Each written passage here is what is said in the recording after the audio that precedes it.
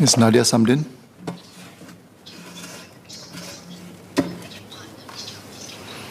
Mr. Speaker, sir, the budget gives Singaporeans an insight into the ways which the government stewards and allocates resources to help Singapore and Singaporeans grow. It acts as a steer and a benchmark for Singaporeans to understand where we are going and how we intend to get there. Now, history has shown us that society tends to stratify as they develop. With development comes a difference in wants, needs, and aspirations. If left unaddressed, some of these differences may ultimately cause irreconcilable tensions. We see this happening all over the world, and how we negotiate these differences in Singapore is imperative to our collective progress. While we cannot completely fight it, we can try to stave off the undesirable outcomes that it can bring by ensuring that people, regardless of background, have a seat at the table to share in inclusive economic growth. Access to opportunities is key. While there is much in Budget 2022 to talk about, I will focus on two areas for my English speech: support for mental health and social integration, and a stake for our youth. From our frontliners to students, healthcare workers to teachers, seniors to caregivers, battling COVID-19 has taken its toll on Singaporeans. A survey reported by Today in October 2021 indicated that 68% of respondents in Singapore said they found 2021 to be the most stressful year they have experienced. More than half said they felt like they have lost control over their future.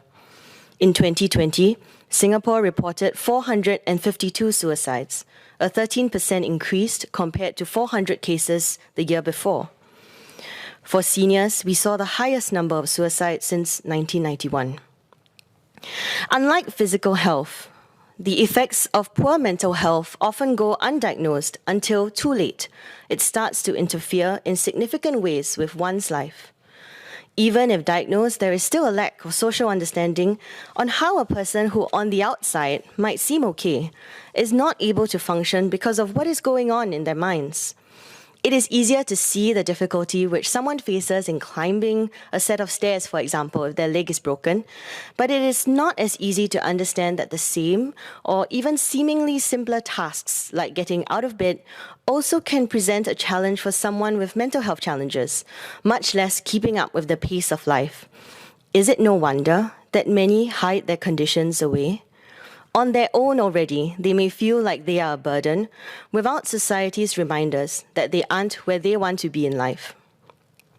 Mental health challenges don't fit in a neat little box. The implications of being diagnosed or having a loved one who is diagnosed with a serious mental health condition spans financial, familial, and social considerations. As such, I am glad that the government in 2021 announced the formation of the Interagency Task Force, and I certainly look forward to hearing more about the next actionable steps and plans.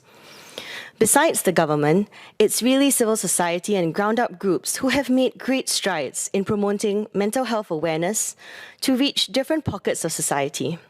Awareness and education is but the first step towards destigmatization.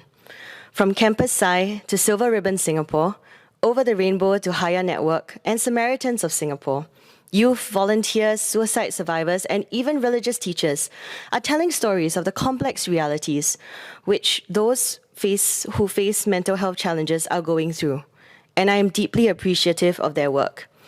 But this is not enough. Mr. Speaker, sir, we must take the next steps in becoming a more mental health ready society. In particular, increasing access and affordability for people seeking mental health treatment, and working towards better protections and integration of life for people with mental health conditions.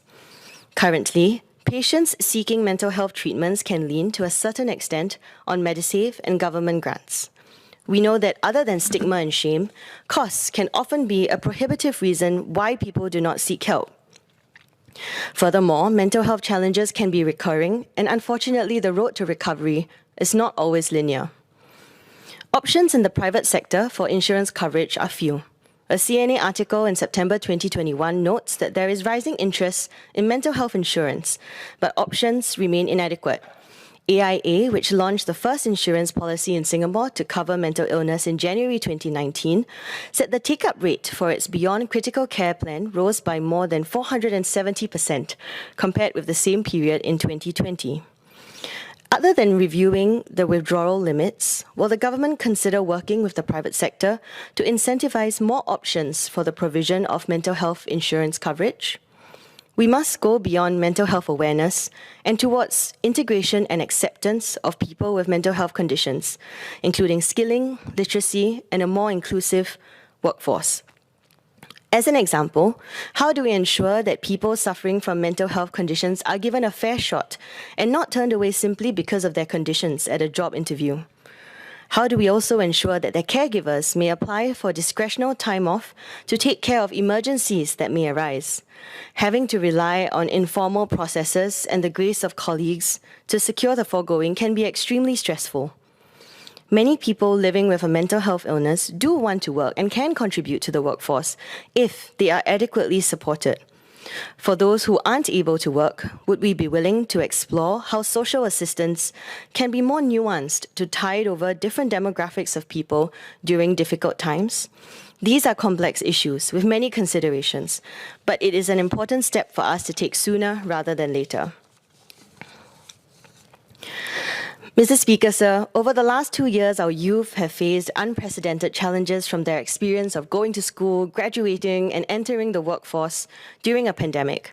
A Today Youth survey found 55% of 18 to 35-year-olds felt a dent in their financial prospects as a result of COVID-19. In my chats with youth on Zoom, via Instagram DM, and in person, many share their worries for the future. A commentary piece written by final year university student Natalie Tan was published in January 2022. She notes how the pandemic has shortchanged young people in financial, professional, and social ways. In Natalie's words, for graduating cohorts last year, the absence of in-person graduation ceremonies was like a nail in the coffin. It felt like we ran the race, won the prize, but were not there to collect the medal and hug family and batchmates. It's also tough to transit from attending classes on Zoom to searching for jobs in this floundering economy. With limited doors open, we went about in circles trying to figure out the next stage of our lives. Those of us who managed to find jobs had to contend with a lonely onboarding experience. Others weren't so lucky. Incentivizing employment is something the government has done. From employers to employees, many appreciate these efforts. In 2020, for example, the government set aside $100 million to fund the traineeship scheme as a stopgap measure to help new graduates increase employability amid a weak job market due to the pandemic. In Budget 2022, a total of $500 million for jobs and business support package will be set aside to support workers and businesses in segments of the economy that are facing slower recoveries. How will our youth be supported through this package? The lack of internships and in-person opportunities have made it difficult for some to even figure out what they want to do, and there is little that we can do to replace those years. I also know of youth who have turned to the gig economy as a means of generating an income. Some now consider this to be their full-time job, while others use their freelancing skills as a side hustle for the time being. As more turn to these roles as viable options, how can we work with companies to ensure better protections for these workers in the long run? Artists, musicians, dancers, actors, physical trainers, and many others have been unable to generate an income at different points of the pandemic. Some of them have been able to return to work in a limited capacity, and others not so much. While frequent testing is important, ART kits also come at a cost from already reduced incomes. One hard-hit group includes live musicians, such as bands and DJs, who previously held residencies at nightlife institutions. Since March 2020, many have not been able to continue their residencies, and hotspots have shuttered. Like many others who have seen the large bulk of their income slashed, many have tried to pivot, some have taken their skills online, and others have transitioned into other careers. But they remain hopeful that they will be able to earn a living once again by doing what they know and love best. I have two questions. Workplaces such as gyms have been able to operate with restrictions for some time now in an attempt to mitigate the risk of transmission. Are there ways in which we can limit the risk of transmission? of transmission of performing on stage at an eatery that serves food and drinks so that live music can return? Will the government consider introducing balance measures that enable this? With a watchful eye on Omicron, as measures relax in stages, can the government give some clarity? What are some sort of circumstances and conditions we will need to see before members of this community will be able to return to work? Mr. Speaker, sir, in Malay, please. Baru-baru ini, MAS dan MTI telah melaporkan kenaikan inflasi teras Singapura sebanyak 2.4% berbanding setahun lalu. Kenaikan ini dipacu oleh kenaikan harga makanan, elektrik dan gas. Sebagai negara yang kecil, Singapura tidak dapat mengelakkan diri dari kejutan geopolitik dan kejadian yang berlaku di merata dunia.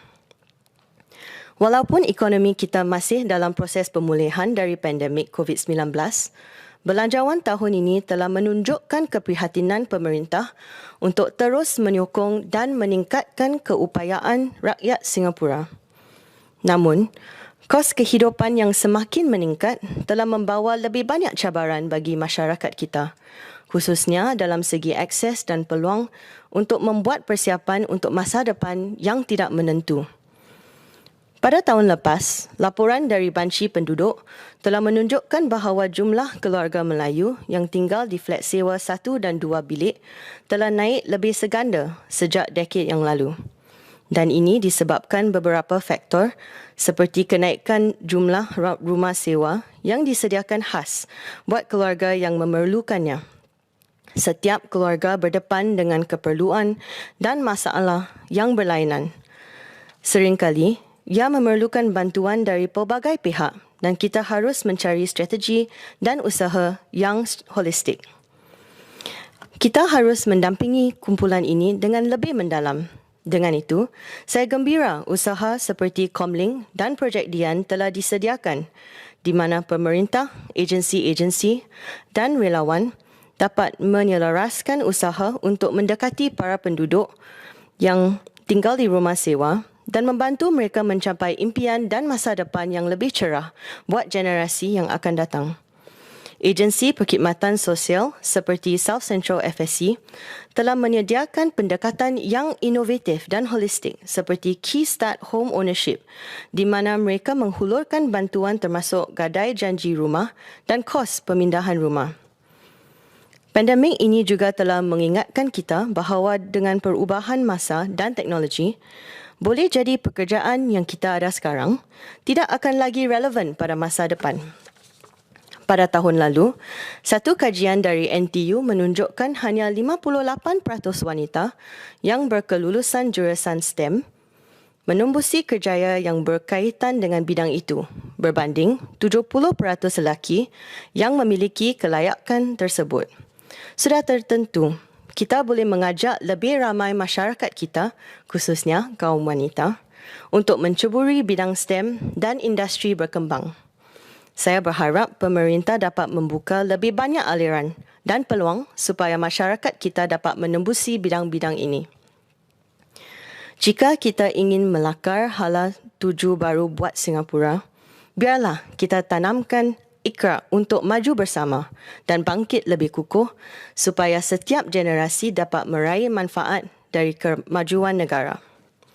Mr. Speaker, sir, it is a precarious balancing act, managing the needs, wants, ideals and aspirations of citizens. Singapore is no stranger to cater to these differences, while at the same time rallying our people towards common goals and purposes. Decades ago, the idea of a multiracial, multi-religious society was thought to be impossible given the times and our geographical context. In many ways, even today, it remains an anomaly.